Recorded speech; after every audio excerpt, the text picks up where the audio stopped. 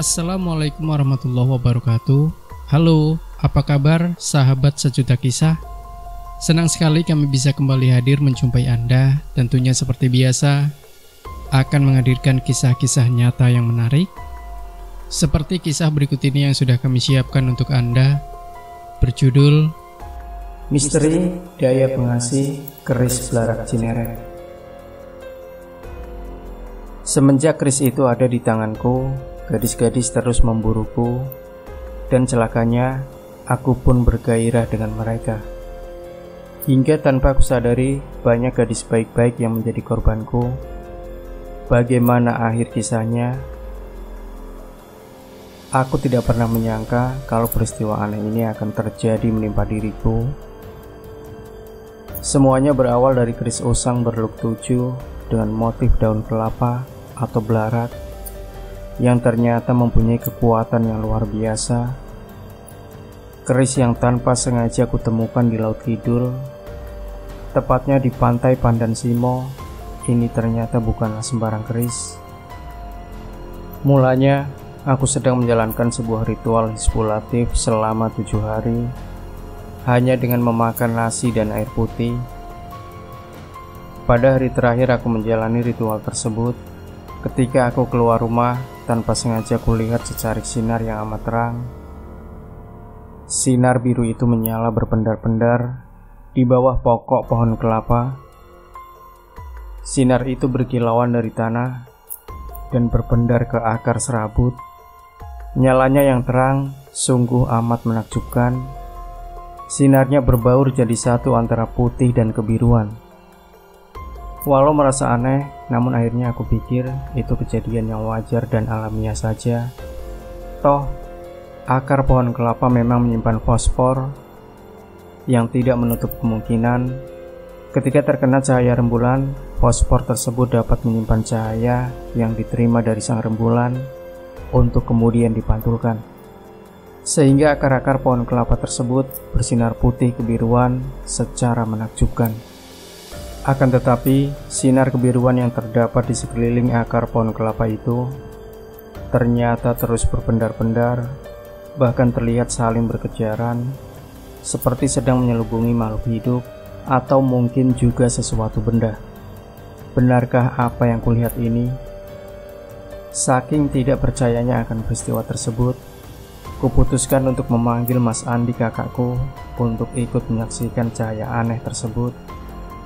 Tapi sayangnya, ketika Mas Andi baru melihatnya, tiba-tiba terdengarnya sebuah ledakan keras.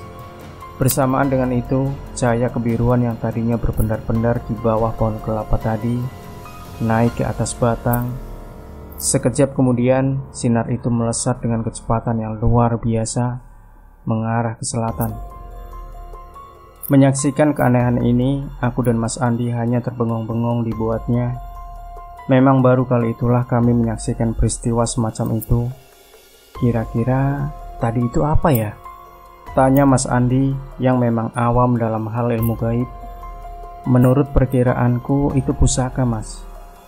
Jawabku sekenanya, padahal aku hanya menduga-duga saja. Pasalnya aku memang sering mendengar bahwa pusaka-pusaka sakti sering berterbangan ke sana kemari kalau malam hari, mencari tempat yang cocok dengan pancaran aura masing-masing. Mereka ada yang menyala kebiru-biruan, keputihan, kekuningan, kehijauan atau kemerahan, tergantung karakter pusakanya. Waktu pun terus berlalu, aku tak lagi mengingat peristiwa tersebut. Setahun kemudian sejak kejadian tersebut, aku dan beberapa temanku berencana memancing di pantai Laut Selatan. Kami memilih pantai yang masih perawan, artinya pantai tersebut belum banyak dikunjungi orang. Ya, pantai tersebut bernama Pandan Simo. Memancing di pantai memang tidak segampang memancing di sungai atau kolam. Kadang harus membutuhkan kejelian dan ketekunan yang lebih dari hanya sekedar memancing. Ombak kerap menggulung benang, hingga benang jadi semrawut, saling mengkait tak karuan. Belum lagi kami harus menghadapi udara yang dingin menggigit persendian. Hampir dari jam 9 pagi sampai jam 4 sore, Aku merasakan kejenuhan. Pasalnya, tidak satu ekor ikan pun yang mau memakan umpan kailku. Berjam-jam, aku hanya menikmati deburan ombak yang bergemuruh. Memang, pantai selatan keangkerannya bukan hanya legenda. Di samping ombaknya ganas, juga memancarkan energi mistik yang sangat besar. Begitulah setidaknya kemudian terjadi menimpa diriku ketika aku masih setia memancing sembari menikmati angin sore dan deburan ombak. Tanpa aku sadari, ada seorang pemuda yang menghampiriku. Entah dari mana datangnya. Sepertinya pemuda ini dengan begitu saja sudah berdiri di sampingku. "Assalamualaikum," sapanya. Karena terkejut, aku tidak segera menjawabnya. Sejenak ku perhatikan tampangnya. Dandanan pemuda itu bukan seperti orang kebanyakan penduduk Pandan Simo. Dia berkemeja hijau dengan celana pangsi selutut berwarna hitam, dan separuh celana tersebut dibalut dengan sarung dengan motif kotak, paduan biru dan putih. Sekilas mirip dandanan orang Sumatera. "Waalaikumsalam," jawabku kemudian sambil terus memperhatikannya. Pemuda itu sangat kurus dengan kulit kuning bersih, sementara matanya yang bersih memancarkan kejernihan hatinya. Rambutnya ikal panjang tergerai, berkibar-kibar diterpa angin. "Mohon maaf, Anda ini siapa? Apakah kita pernah bertemu sebelumnya?" tanya aku bertubi-tubi. Yang ditanya tersenyum penuh makna. "Ini pusaka yang dulu kau temui di bawah pohon kelapa yang tumbuh di sebelah timur dari rumah yang kau diami. Tapi waktu itu belum berjodoh, dan sekarang sudah waktunya kau menerima pusaka ini," kata pemuda misterius itu kemudian. Aku masih kebingungan karena orang tersebut sama sekali tidak pernah aku kenal sebelumnya. Aku juga ragu untuk menerima pemberiannya. "Terimalah, ini sudah jadi hakmu," tandasnya. Meski ragu, kurai benda itu dari tangannya. Ternyata sebuah keris. Melihat dari bentuknya, keris tersebut terkesan biasa saja. Bahkan belum dapat dikatakan keris karena tidak mempunyai gagang dan sarung. Warnanya putih kehitaman, seperti tidak terawat. Bahannya terbuat dari baja putih. Setelah kuterima, pusaka usang tersebut langsung kumasukkan ke dalam tas kecil yang kubawa. Si pemuda membeberkan petunjuk singkat cara merawat keris pemberiannya.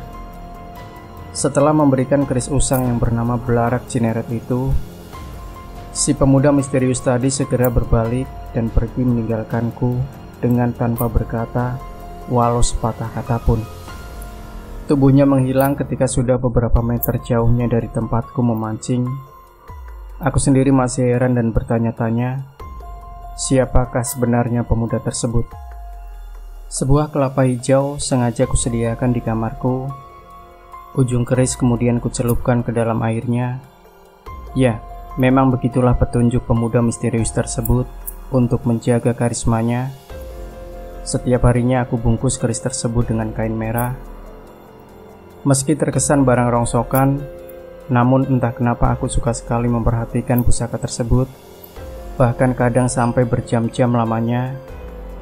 Sepertinya ada daya tarik tersendiri yang keluar dari bilah besinya. Dan anehnya lagi, semenjak aku memegang keris tersebut, energiku menjadi bergairah. Aku menemukan semangat yang luar biasa di dalam menjalani hidup. Namun celakanya, semenjak keris tersebut ada di tanganku, banyak wanita yang tiba-tiba kesengsem padaku. Mereka rata-rata aktif dan agresif mendekatiku. Meski mereka tergolong ada yang usianya lebih muda dariku, cara perhatian mereka terhadapku berbeda-beda. Ada yang setiap hari menelponku dengan kata-kata manja dan mesra. Ada yang setiap hari menyambangiku di kantor. Ada juga yang menunjukkan perhatiannya dengan selalu mengirimi makanan dan berbagai hadiah. Aku sendiri tak habis pikir, sering gadis-gadis cantik itu memenuhi meja kantorku hanya ingin melihatku saja. Sungguh sangat aneh. Bahkan mereka tidak peduli ketika aku menganggap mereka semua sebagai pacarku. Karena kesempatan ini, hampir setiap hari aku pergi dengan wanita yang berbeda. Baik itu jalan-jalan, atau hanya sekedar bermalam di hotel? Apakah karisma yang timbul di dalam tubuhku memang berasal dari keris usang yang selalu kusandingkan dengan kelapa hijau tersebut? Entahlah. Yang jelas, saat itu aku tidak bisa mengendalikan karakterku. Aku selalu bergairah dengan gadis-gadis cantik yang memburuku, hingga tanpa terasa aku telah melakukan banyak dosa, seperti tidak paus-pausnya aku bermain perempuan. Celakanya, gadis-gadis cantik yang jadi korbanku adalah gadis-gadis yang sesungguhnya baik. Untunglah akhirnya kesadaran itu datang juga. Aku tak ingin terus larut dalam dosa. Ini aku tidak berani lagi mempermainkan gadis-gadis yang mendekatiku. Mereka semua malah kuanggap sebagai teman baik. Akhirnya, keris belarak Cineret itu kupinjamkan ke seorang teman. Katanya untuk menaikkan aura usaha rumah makannya. Anehnya, ketika keris usang tersebut aku pinjamkan, malamnya aku bermimpi didatangi seorang pemuda yang tampan dan gagah dengan pakaian mirip panglima perang. Dia mengaku bernama Panglima Ribusari, yang konon adalah seorang panglima kepercayaan Kanjeng Laut Kidul yang diutus untuk turut menjaga area pantai selatan. Dia sangat marah karena aku telah meminjamkan wadaknya pada orang yang bukan jodohnya. Paginya, setelah mengalami mimpi tersebut, telepon genggamku berbunyi. Suara di seberang sana mengabarkan bahwa keris belarak Cineret yang dipinjamnya dariku tiba-tiba raib entah kemana. Mulanya aku bersedih dengan hilangnya keris usang tersebut, tapi kemudian aku mengikhlaskannya. Mungkin saja keris tersebut telah kembali ke tempatnya di pantai selatan. Dengan hilangnya keris tersebut, jiwaku terasa lebih tenang, karena tidak akan dipengaruhi aura penarik lawan jenis lagi. Kini aku telah beristri. Aku menjalani hidup berumah tangga dengan harmonis dan bahagia. Sampai pada suatu saat, aku terkejut ketika istriku menemukan kain warna merah yang membungkus sebuah benda. Kain merah tersebut diserahkannya padaku. Aku berdebar-debar menerimanya, karena aku tahu persis kain merah yang membungkus sebuah benda tersebut sudah sangat aku kenal. Yang aku sangat heran, kain merah tersebut tiba-tiba ditemukan istriku. Katanya ada di atas lemari. Itu tidak mungkin, karena kain merah yang membungkus sebuah benda tersebut telah hilang 2 tahun yang lalu ketika dipinjam temanku yang membuka usaha rumah makan. Bagaimana mungkin kain merah berisi keris belarak Cineret itu bisa kembali? Dengan hati yang berdebar-debar, aku mengamati kain merah yang membungkus sebuah benda tersebut. Aku timang-timang dan berpikir beberapa kali untuk membukanya.